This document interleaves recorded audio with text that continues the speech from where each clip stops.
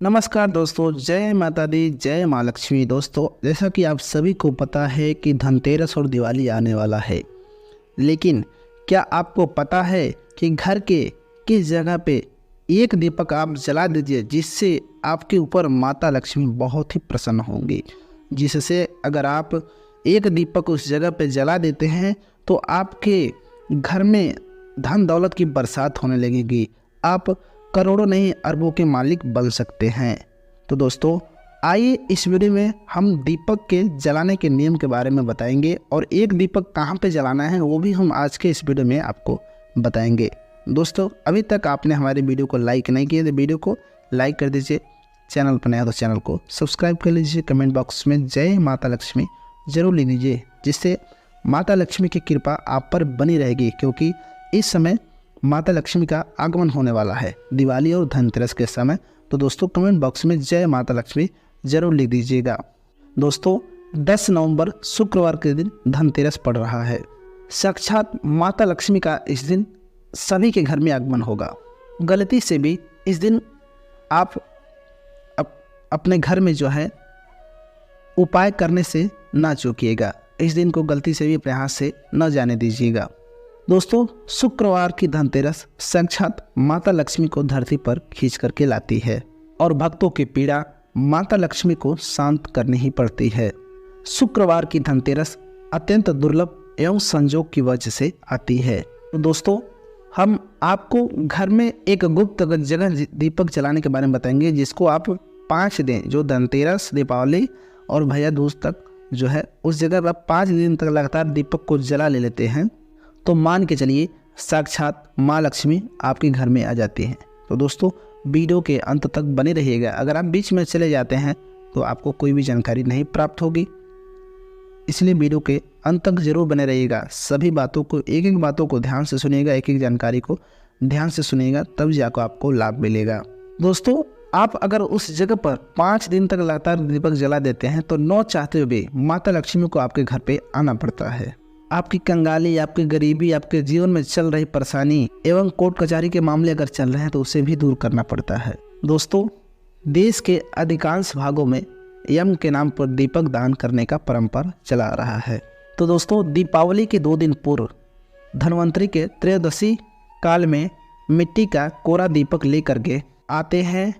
इसमें तिल का तेल डाल करके नवीन रुई का बत्ती रखते हैं, या फिर आपके सामर्थ्य अनुसार, जैसे तिल का तेल है या फली का तेल है या फिर सरसों का तेल है, या हो सके आप सक्षम है तो घी का दीपक जला लीजिए।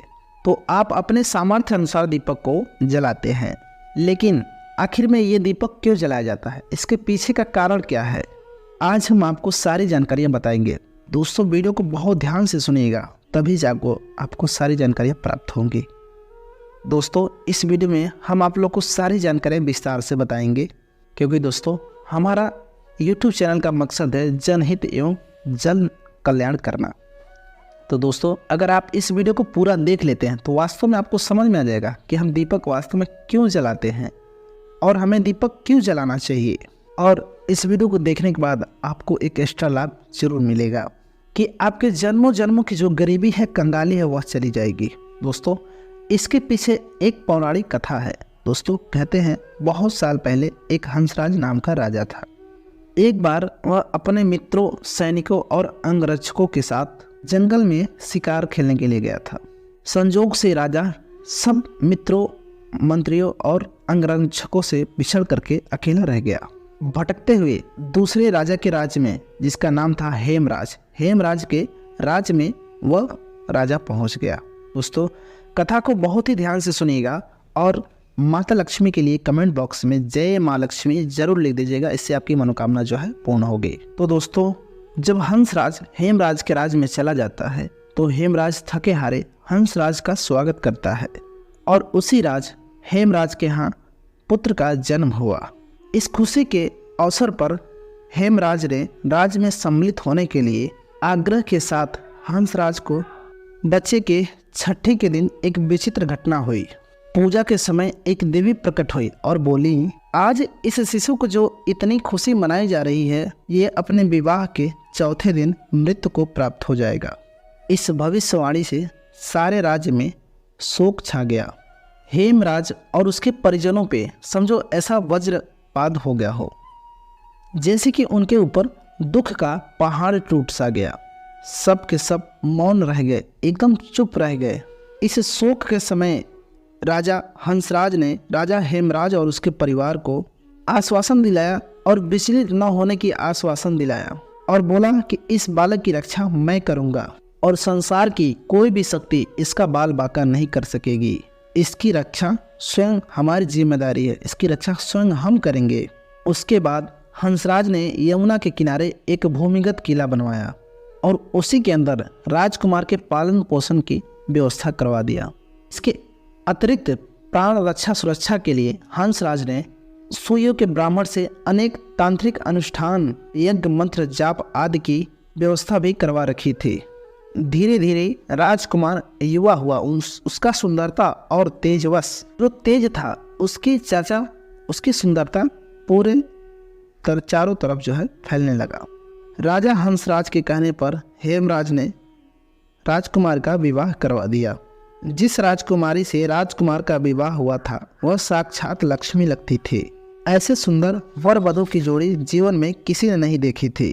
विधि के विधान के अनुसार विवाह के ठीक चौथे दिन यमदूत राजकुमार के प्राण हरने के लिए आ पहुंचे। कथा को बिल्कुल ध्यान से सुनिएगा। अभी तो राज्य में मांगलिक कार्य ही चल रहा था। राज परिवार और राजजन खुशियां मनाने में व्यस्त थे और राजकुमार और राजकुमारी की छवि देख करके यमदूत भी वहां पर आए और विचलित हो उठे। किंतु राजकुमार के प्राण हरण का अंतिम कार्य उन्हें करना ही पड़ा। यमदूत जिस समय राजकुमार के प्राण लेकर के चले उस समय ऐसा हाहाकार मच गया, ऐसा दृश्य वहां पे उत्पन्न हो गया जिससे द्रवित होकर के यमराज के जो दूत थे वह भी रोने लगे। इस घटना के कुछ समय पश्चात एक दिन यमराज ने प्रसन्न मुद्रा में यमदूतों से पूछा, दूतों, तुम सब अनंत काल से पृथ्वी के जीवन का हरण करते आ रहे हो, क्या कभी तुम्हें किसी जीव पर दया आई है और मन में यह विचार उठा है कि इसे छोड़ देना चाहिए? दोस्तों, इतना सुनने के बाद यमदूत एक दूसरे के चेहरे को देखने लगे। उसके बाद यमराज ने उनके संकोच को भांपकर उन्हें उत्साहित किया, हिचकिचाओ मत, अगर ऐसा प्रसंग आया है तो बेझिझक तुम हमसे बता सकते हो।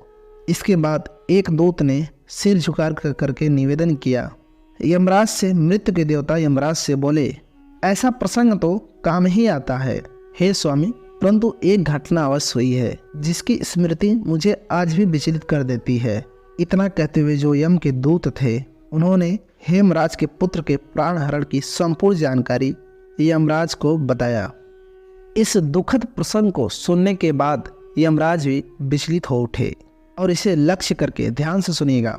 दूत बोला कि नाथ, ध्यान से सुनना, ऐसा कोई उपाय नहीं जिस उपाय से अकाल मृत्यु के प्राणियों से को छुटकारा मिल जाए और मृत्यु के देवता यमराज जो प्राण को हरते हैं इससे बच सके। इस पर यमराज ने कहा, जीवन एवं मृत्यु ये सृष्टि की रचना है, ये अटल नियम है और इसे कभी भी बदला नहीं जा सकता है। किंतु यमराज ने कहा कि धनतेरस के दिन पूरे दिन का व्रत और यमुना में स्नान कर धनवंतरी और यम का पूजन दर्शन काल मृत्यु से बचाव कर सकता है। लेकिन यदि ये संभव ना हो फिर संध्या के समय घर के प्रवेश द्वार पर यम के नाम का एक दीपक, बहुत ध्यान से सुनिएगा, यम के नाम का एक दीपक प्रज्वलित जरूर करना चाहिए। इससे आकस्मिक मृत्यु और रोग से मुक्ति पाया जा सकता है। स्वयं यमराज ने बताया है, अगर कोई भी व्यक्ति धनतेरस के दिन अगर यम के नाम से दीपक को प्रज्वलित करता है तो आपके जीवन में कैसे भी अटल अकाल मृत्यु होती है, आपके जीवन में बुरा समय आने वाला हो या फिर किसी के जीवन में सर्पकाल दोष चल रहा है, वह दोष समाप्त हो जाता है। इसके पश्चात धनतेरस के दिन अगर हो सके तो धन्वंतरी भगवान की और यम के लिए और माता लक्ष्मी जी के लिए घर के मुख्य द्वार पर दीपक अवश्य जलाना चाहिए। ऐसा भी माना जाता है कि अगर पितरों के नियमित हेतु अगर शमशान में एक दीप का दान किया जाए दक्षिण दिशा की तरफ, अगर पितरों के नियमित हेतु एक दीप जो है धनतेरस के दिन जो है एक दीप का दक्षिण दिशा की तरफ दान किया जाए। आपके पितृ अगर यमलोक में किसी कारणवश भटक रहे हैं, उनकी आत्मा ने अगर मोक्ष नहीं पाया है, तो दीप दान करने से उनकी आत्मा को मोक्ष की प्राप्ति होती है और उन्हें प्रकाश की प्राप्ति होती है। और सभी पवित्र हिस्से में, जैसे कि लक्ष्मी स्थान है, धन स्थान है, व्यापार स्थान है और वाहन स्थान कहा गया है, बहुत सारे हमारे घर में स्थान होते हैं, तो सभी जगहों पर इस दिन पवित्र दीपक को जरूर प्रज्वलित करना चाहिए। माता लक्ष्मी का इस दिन वरदान भी रहता है।